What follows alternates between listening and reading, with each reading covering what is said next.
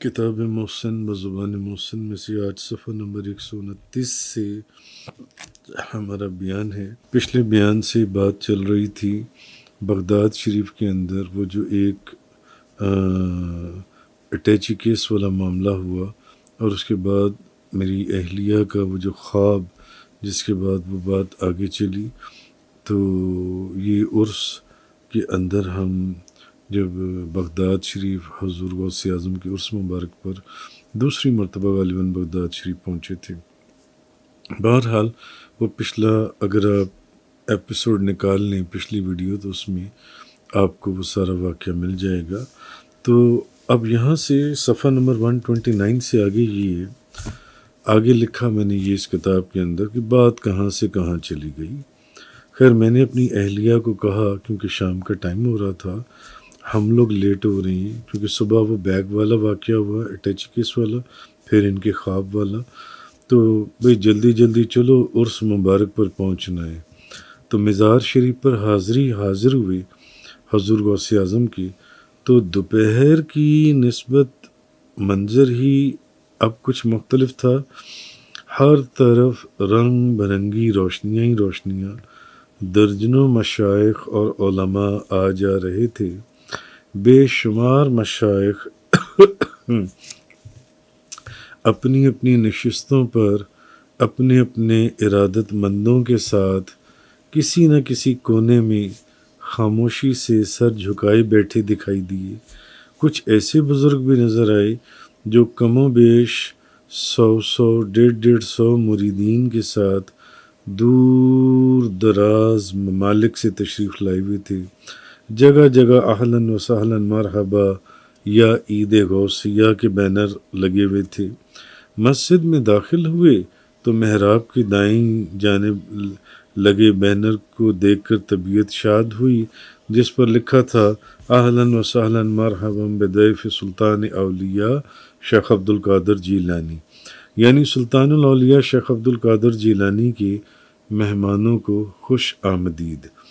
ہر طرف بہت شور تھا درگاہ کے اوپر، کہیں ذکر اسم ذات جلی کیفیت میں، درود شریف، نعت خوانی، ختم شریف کی محافل، تو کہیں دف کی تھاپ پر قصیدہ غوثیہ کی اشعار پر مختلف علاقوں سے آئے مہمان محو رقص تھے۔ تو بہرحال 10-11 کا وقت ہو چکا تھا جب مواجہ شریف میں حضور غوث اعظم کی بارگاہ میں ختم شریف کے بعد مراقبے کی دنیا میں شیخ عبد القادر جیلانی کے حسن کے جلووں میں گم تھا۔ کتنا وقت گزرا کچھ معلوم نہیں۔ اچانک کسی نے میرے کاندھے پر ہاتھ رکھا، میں نے آنکھیں نہ کھولیں تو کسی نے پھر مجھے ہلایا۔ اب طبیعت بوجھل بھی ہوئی اور تھوڑا سا غصہ بھی آیا۔ بہرحال آنکھیں کھولیں تو میری اہلیہ اور محمد رفیق بھٹی حضور غوث اعظم کی درگاہ کے مجاور کی طرف اشارہ کرتے ہوئے کہنے لگے یہ بزرگ کافی دیر سے آپ کو بحالت مراقبہ آپ کے چہرے کو تکتے جا رہے ہیں اور آپ کے چہرے کو دیکھ رہے ہیں۔ تو فرما رہے ہیں کہ کیا یہ بزرگ پاکستان سے تشریف لائے ہیں، تو لہٰذا وہ فرما رہے ہیں کہ آج عرس پر خصوصی دعا یہی فرمائیں گے۔ تو حضور غوث اعظم کے عرس مبارک کی خصوصی دعا وہ بھی میں فرماؤں گا۔ میں نے یہ بات سنی تو اندھیری رات میں جیسے بادلوں کی گرج اور بجلی کے کوندنے پر آنکھیں چکا چوند ہونے کے بعد پھر اندھیرے سے مانوس ہو جاتی ہیں، مگر یہاں نہ تو اندھیری رات تھی، نہ بادلوں کی گرج، نہ بجلی کی چمک۔ یہ تو اس بارگاہ سے حکم ہو رہا تھا جن کا فرمان عالی شان ہے کہ میں اللہ کی روشن کی ہوئی آگ ہوں، میں تو احوال کو سلب کر سکتا ہوں۔ متقدمین کے سورج غروب ہو گئے، مگر میرا سورج بلندی اور عظمت کے آسمان پر ہمیشہ جلوہ افروز رہے گا اور کبھی غروب نہ ہوگا۔ اچھا، اب ایک طرف تو مجھ حقیر کی حیثیت تھی، سوچ رہا تھا، دوسری طرف اس عظیم کی طبیعت تھی، غوث اعظم شیخ عبد القادر جیلانی۔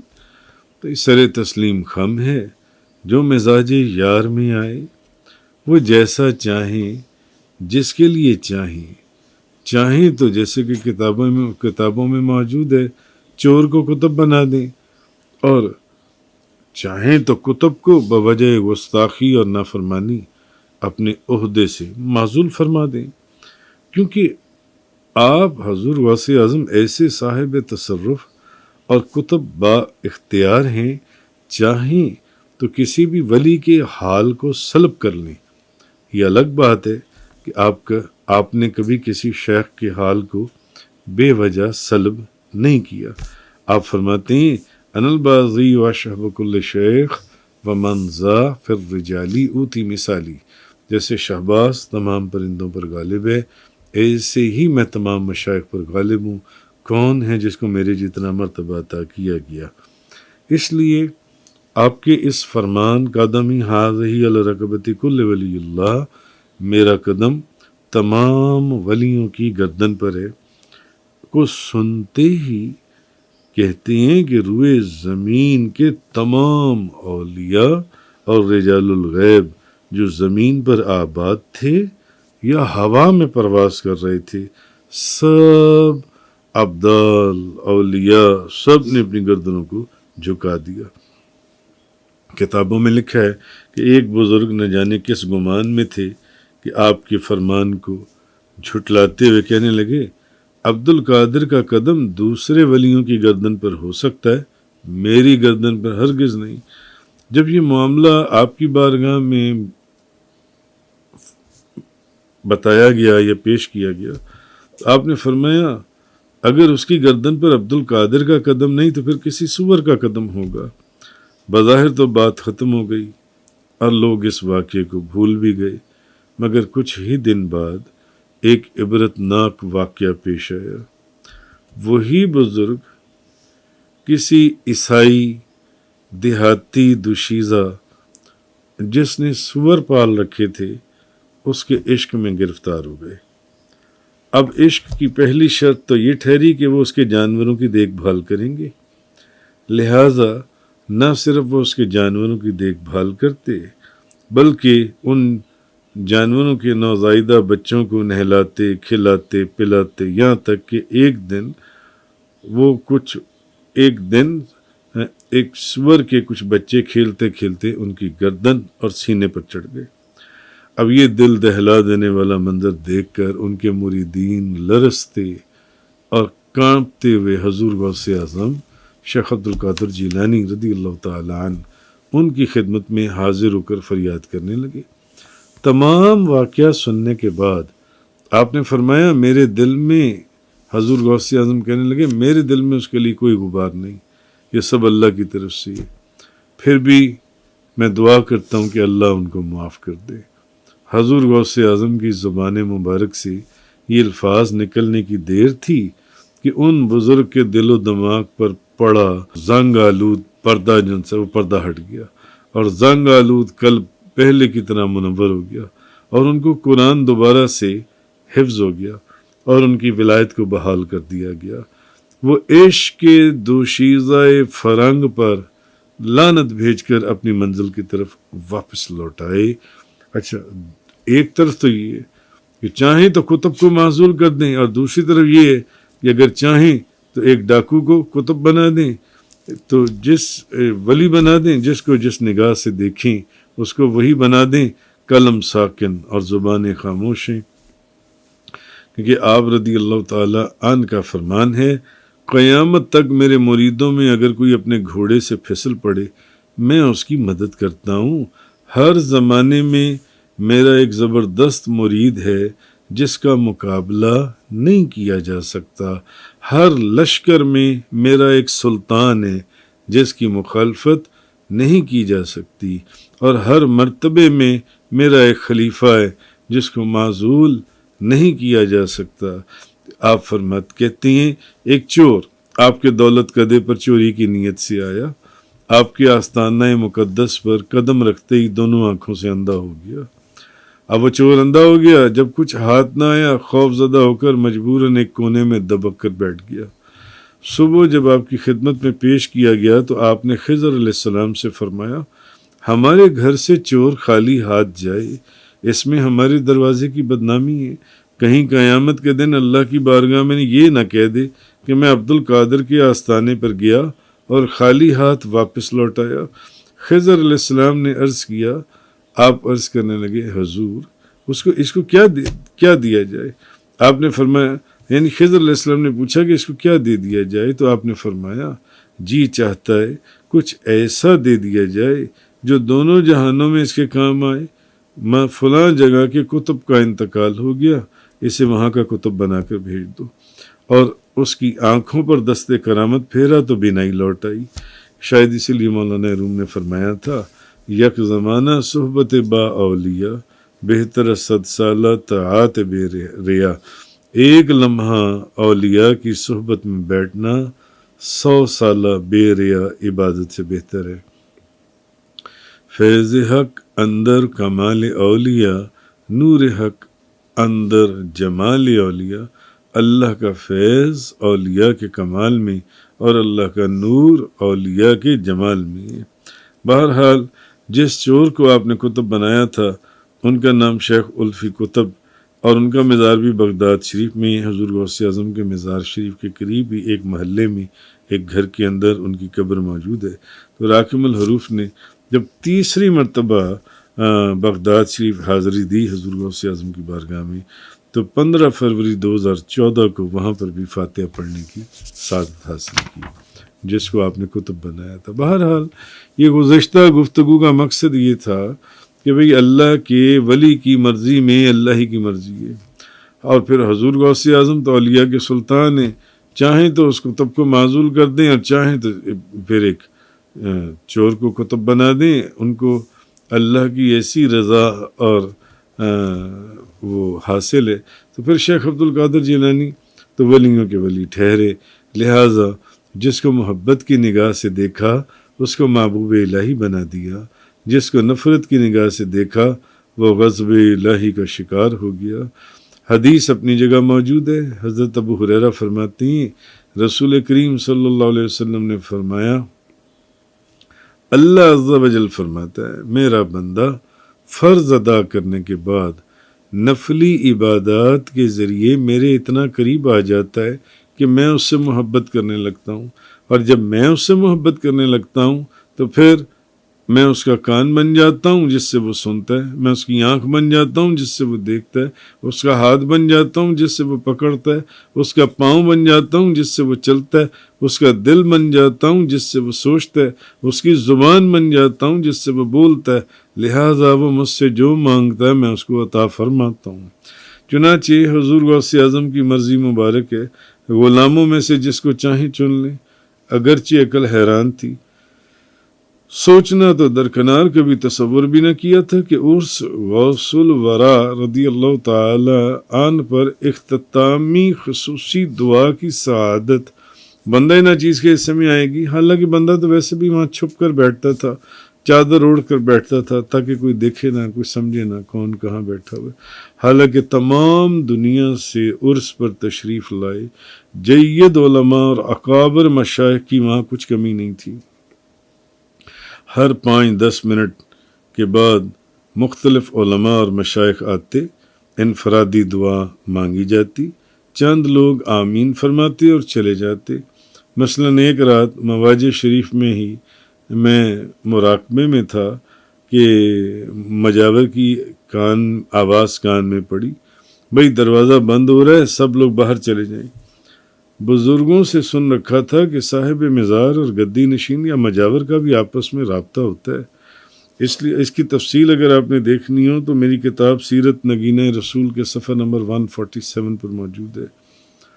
تو اس لیے اس مجاور کی آواز سنتے ہی فوراً آنکھیں کھول دیں۔ یہ ایک دن جب میں بیٹھا ہوا تھا تو کہ بھئی دروازہ بند ہونے لگا، سب لوگ باہر چلے جائیں۔ میں اٹھ کر باہر جانے لگا تو چند علماء پر نظر پڑی جن میں سے ایک اس مجاور سے اپنے ساتھی کا تعارف کرواتے ہوئے بحث رہا تھا اور یہ کہہ رہا تھا ان مجاور کو کہ یہ مفتی اعظم ہند ہیں، بھائی ان کو دعا تو مانگ لینے دو، پھر یہ باہر چلے جائیں گے۔ شاید کہنے والوں کا انداز درست نہیں تھا یا جو بھی بات تھی، واللہ عالم و رسول عالم۔ وہ مجاور جلال میں آ گئے غصے سے بلند آواز میں اب حضور غوث اعظم کی جالی مبارک کی طرف اشارہ کر کے فرمانے لگے، اگر تمہارے ساتھ مفتی اعظم ہے تو پھر یہ کون ہے؟ یہ غوث اعظم ہے، فوراً یہاں سے باہر چلے جاؤ۔ دروازہ بند ہونے لگا۔ سوچتا تھا کہاں مفتی اعظم اور کہاں بندہ ناچیز، این سعادت بزور بازو نیست دان بخشت خدائے بخشندہ۔ بہرحال حیران تھا کہ بھئی سوچتا تھا کہ کیونکہ کبھی تصور بھی نہیں کیا تھا کہ عرس غوث الورا پر اختتامی خصوصی دعا کی سعادت بندہ ناچیز کے حصے میں آئے گی، اور وہ بھی ان مجاور کا حکم تھا کہ بھئی انہی کو اٹھائیں اور انہی کو کہیں کہ یہ دعا کریں۔ تو جو نعمت مجھے عطا ہوئی اصل میں بات وہی ہے، این سعادت بزور بازو نیستان بخشند خدائے بخشندہ۔ جو نعمت مجھے عطا ہوئی وہ میرے زور بازو سے نہیں، تب تک عطا نہ ہوتی جب تک خدا نہ بخشتا۔ تو خیر ان مجاور کے کہنے پر پھر دعا مانگنی شروع کی، تو لوگوں کا ایک جمع غفیر اندر باہر کے تمام برآمدوں اور کمروں سے آمین کی صداؤں کے ساتھ شامل دعا ہو چکا تھا۔ دوستوں سے پتہ چلا، بعد میں کچھ لوگ کہہ رہے تھے، باتیں کر رہے تھے کہ مائک کے بغیر بھی، کیونکہ مائک نہیں تھا اور ہم اندر والے مواجہ شریف کے پاس کھڑے تھے، مائک کے بغیر بھی دعا کی آواز باہر کے برآمدوں تک سنی جا رہی تھی۔ تو یقیناً میں سمجھتا ہوں کہ یہ جو مجھے بعد میں لوگوں سے پتہ چلا یہ باتیں، کہ یہ حضور غوث اعظم کی کرامت اور ان کی اسی نورانی مجلس کا عکس تھا جس جلسہ گاہ میں 70,000 لوگوں کا مجمع کثیر دور و نزدیک کے ہر گوشے سے آپ سرکار کی آواز کو یکساں سنا کرتا تھا۔ لہٰذا اب مجھے اپنی اہلیہ کے شام کو دیکھے ہوئے خواب کی تعبیر سمجھ آنا شروع ہو چکی تھی۔ اس کی تفصیل اگر آپ دیکھنا چاہتی ہیں یا تو میری کتاب محسن بزبان محسن میں منگوا لیں، اس میں پڑھ لیں، تو یا پھر جو پچھلا ایپیسوڈ ہے اس کے اندر میں نے اس کا ذکر کیا، وہاں پر دیکھ سکتے ہیں، سن سکتے ہیں۔ اچھا، بظاہر اس بیگ کے چکر میں ہمیں ہوٹل میں روک کر کس طریقے سے ہمیں لیٹ کیا گیا، اب اس کا مفہوم بھی روزے روشن کی طرح عیاں ہو چکا تھا، کیونکہ اگر ہم مزار غوث اعظم پر جلدی آ جاتے تو بغداد کے جو اس دور میں حالات تھے، حالات کی وجہ سے عین ممکن تھا کہ ہم واپس بھی جلدی چلے جاتے۔ لہذا ہمیں پہنچایا ہی اس وقت گیا جب خصوصی دعا میں شرکت ناگزیر ہو چکی تھی۔ شاید اسی لیے اس سے 2 سال پہلے بغداد شریف سے واپسی پر آپ سرکار نے بندہ ناچیز کو یہ منظر دکھا دیا کہ وہ دن دور نہیں جب تم ہمارے آستانے پر پھر آؤ گے۔ یہ اس سے 2 سال پہلے، اور جیسے ہم چاہیں گے ویسے دعا مانگو گے، کیونکہ اس سے 2 سال پہلے 8 فروری 2011 کو خواب میں دیکھا تھا۔ ایک دن میں نے خواب دیکھا کہ آپ کے دور کی پرانی کچی مسجد صحن اور ممبر شریف جہاں آپ جمعہ شریف پڑھایا کرتے تھے، وہاں گھوم پھر رہا ہوں اور جھوم جھوم کر دعائیں مانگ رہا ہوں۔ اور عرس 2013 کا منظر بھی تو بے عین ہی یہی تھا کہ جب دوبارہ آؤں گا تو، یعنی جب تم ہمارے، اکثر میں آپ نے وہ منظر جو دکھایا تھا وہ اسی لیے دکھایا تھا کہ جب دوبارہ آستانے پر آؤ گے تو جیسے ہم چاہیں گے ویسے دعا مانگو گے۔ تو اور یہ عرس 2013 کا منظر بھی بے عین ہی ویسا ہی تھا کہ قدم قدم پر گھوم پھر کر کم و بیش ہر جگہ اور مقام پر اللہ کی بارگاہ میں دعا مانگی جا رہی تھی۔ میں دعائیں مانگتا تھا اور رہی صحیح کسر مجاور کے کہنے پر خصوصی اختتامی دعا نے پوری کر دی۔ جزاک